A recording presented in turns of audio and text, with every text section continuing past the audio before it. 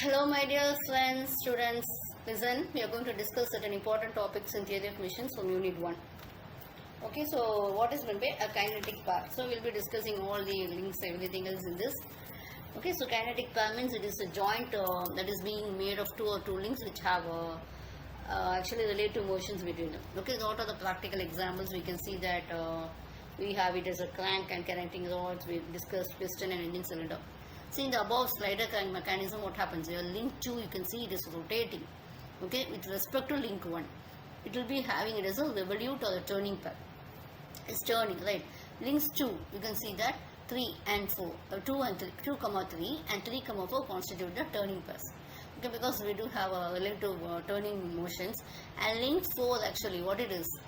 This is 3, 4 means why I am taking about 2 and 3 is 2 is revolving and the 3 also it turns like this in a revolving manner, but the 4 is a sliding path. Okay, so we have some types of contacts. We have the lower pair, a pair of links having the surface or area contact between the members, we call it as the lower pair. See, for example, nut is turning on a screw like this. It is having some area contact, that's called as a lower pair. Higher pair means when a pair has a point or line contact.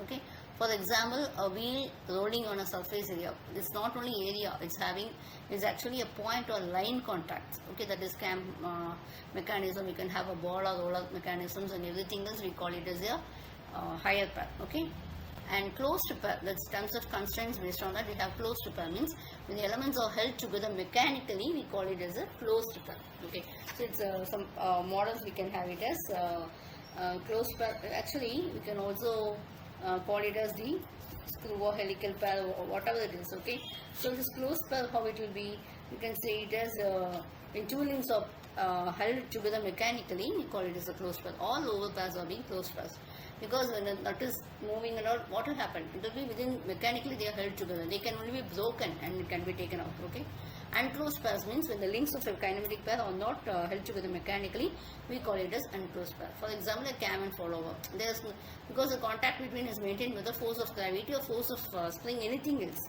Okay, they are not held together mechanically, then we call it as an unclosed pair. That's all. Next one, based on the types of motions, we call it as a sliding pair. So what is meant by a sliding pair? So actually when you take it as a sliding pair means when two motions are sliding motions between them, we call it as a sliding pair. Okay, see for example a rectangular rod it cannot rotate. It's actually just sliding on the x directions. Okay, that we call it as a sliding pair. Rolling pair means when two links of a kinematic pair have a rolling actions, we call it as a rolling pair. Okay, so what happens, for example, balls rotating in the ball bearing, we call it as a rolling pair.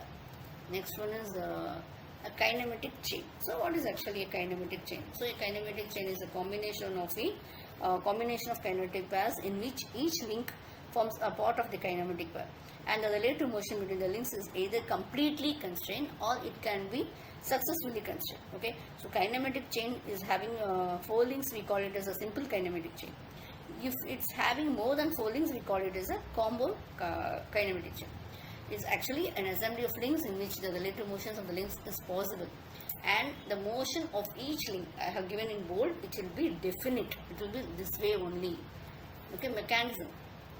When in a kinematic chain, when one of the links is fixed, we call it as a mechanism. Okay, so a coupled locomotive, you can see that one will be fixed and another will be moving with respect to the other one. Types of mechanisms will be a simple mechanisms. Okay, it can be a simple mechanisms means a mechanism of 4 links, we call it as simple. As I said already, if it is more than 4 links, we call it as a compound mechanisms. What is the difference between machine and mechanism? Machine is like a human body. It is used for doing some work. Mechanism means it's like a skeleton. Okay, you will have a definite motion between them. It's a practical development of machines, and it's a model of a machine only. Okay, this is related to energy. Mechanism, we need not bother about energy and all.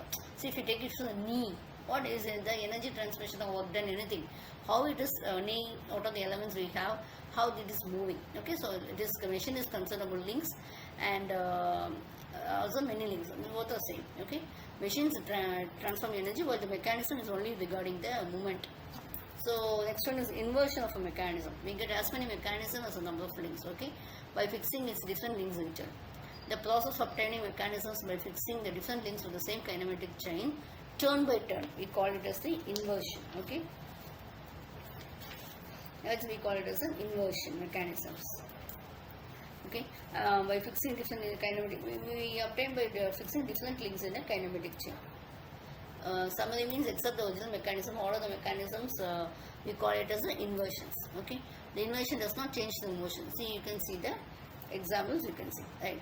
4-ball or quadratic side mechanism. So what child is actually having, you can see that 4-ball chain, it is having a most fundamental, this one is the, okay, it has 4 links, which is link, you can see this is the link, okay, and it is a 4-ball, okay. The one of the rotating links is called as a crank or driver, and the other one we call it as a rocker. The member which is connecting the crank and the follower, we call it as the connecting rod. The fixed one here, which one is the fixed, we call it as a frame, okay. The Grashov's law. The Grashov's law is having a 4-ball mechanisms, okay. It states that the sum of the shortest and the longest link length should not be greater than the sum of the remaining 2 links. If there is to be considered, it's the shortest one and the longest one, which should largest one. You can see the shortest one. If you are adding, you should get the summation should be equal to the remaining 2 links, etc. Okay. Next one is inversion of 4-ball chain. We have as a beam engine. These are actually link 4 is fixed. You can see that the link 4 will be the fixed, okay. The link 1 will be rotating. You can see the crank will be rotating here in the fixed center, and the lever will be oscillating. So that is actually, it's called as an inversion of 4-ball chain. This will be used for converting the rotary motion into reciprocating motion. You can see that. Okay. Next one is coupled locomotive 4-ball chain. Now what wheels, in the sense double cranker mechanism. Here, for example, the link AD and BC having equal length will be acting as a crank, or you can see this link AD and also BC, they will be connected, respective wheels will be connecting. The link CD will be acting as a coupling rod, and the link AB is fixed in order to maintain a constant center. If this AB is not fixed, the center will be varying, okay. So distance will be the same, and the link AB will be moving. It's called coupled locomotive vehicles, okay, transfer rotary motion from one wheel to another. You can see this. Next one is your actually like a double slider. You can see this, and a double slider crank chain is which consists of 2 turning pairs and 2 sliding pairs. We call it as a double slider crank chain. Okay, we have 3 inversions. Okay, so for example, elliptical trammer is used for drawing the ellipse. You can see that the slotted plate is fixed. Can you see this? You can have the slotted plate is fixed. 2 straight grooves, they do have straight grooves, it will be right angles. The link 1 and 3 are known as sliders and form the link with the link 4. Okay, so this is the link AB. You can see the link AB, it will be a bar, it forms a turning pair with links 1 and 3. You can see this. Okay, next one is you can see it is showing how it is acting. I am just depicting. And next one is Scotch yoke mechanism. It is used for converting the linear motion of a slider into rotational motion or vice versa, etc. Okay, so the piston or the receiver is coupled to a sliding yoke. You can see this with a slot that engages. This is a slot, okay, that engages a pin on the rotating part. You can see the examples how it is. Okay, next one is Oldham's coupling. Here your link 2 will be fixed. Okay, you will have a driving shaft with a flange which will be a link 3. You can see that, and also you will have a diametrical slot and a driven fitted with a flange C.